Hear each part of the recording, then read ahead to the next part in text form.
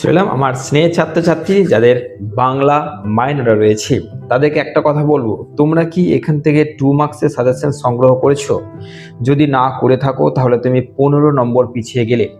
15টা নম্বর minimum তুমি ওখান থেকে পাবেই 2 মার্কসের সাজেশন, যদি এইখান থেকে তুমি কম পরিশ্রমিক দিয়ে বাই করতে পারো।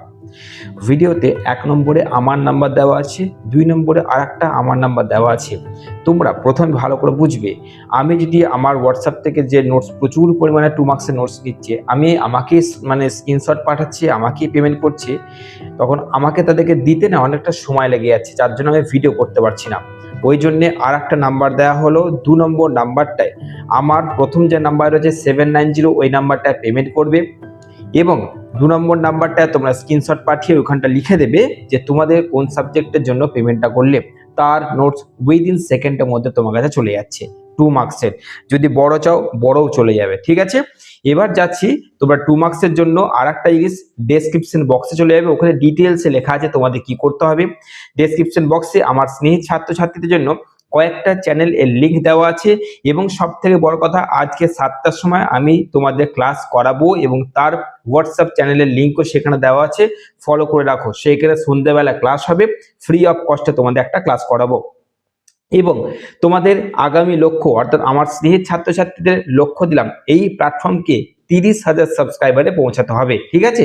কন্টিনিউ আজকে আমি তোমাদের মেজর মাইনর সমস্ত বিষয় শেষ করব।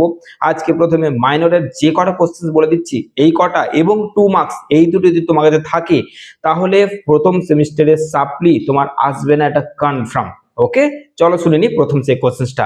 আমাদের ভাষা সংকট এর বিষয়বস্তু করে নিচ্ছ, এখান থেকে কোশ্চেন তোমার দেবে 10 নম্বরে। 2 নম্বর, বাংলা ব্রত থেকে তোমরা যে কোশ্চেন গুলো করবে সেটা হচ্ছে খাঁটি ব্রতের অনুষ্ঠান, শাস্ত্রীয় ব্রতের অনুষ্ঠানের মধ্যে পার্থক্য, তারপরে ধরে নাও যে কতকটা হিসেবের খাতায় লাল পেন্সিলের দাগ, এটা।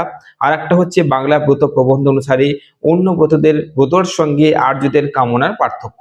এই তিনটার মধ্যে একটা কনফার্ম পাচ্ছ। নেক্সট যে কোশ্চেনটা করছো সেটা হচ্ছে মাদার ইন্ডিয়া, জাস্ট গল্প বিষয়বস্তু করে নেবে তাহলে কাজ শেষ। নেক্সট 6 নম্বর কি না, শরৎচন্দ্র চট্টোপাধ্যায়ের অভাগীর গল্পে তৎকালীন সমাজ জীবন, বা তোমরা জাস্ট এটা করে নেবে ওই বিষয়বস্তু, তাহলেই হয়ে যাচ্ছে। এখানে একটা কোশ্চেন থাকতে পারে যে এই ছলনায় বহুদিন কাঙালির মা, এই কোশ্চেনটা 5 নম্বর আসলেও আসতে পারে। তোমরা অভাগীর স্বর্গ বিষয়বস্তু করে নেবে, তাহলে আর কিচ্ছু করতে হবে না। তারপরে প্রশ্ন, রসময়ী রসিকতা গল্পে ক্ষেত্রমোহনের চরিত্র তোমরা করে দিচ্ছ। আর একটা লাস্ট কোশ্চেন করছো, আত্মবিলাপ মধুসূদনের কবিতার নামকরণের সার্থকতা।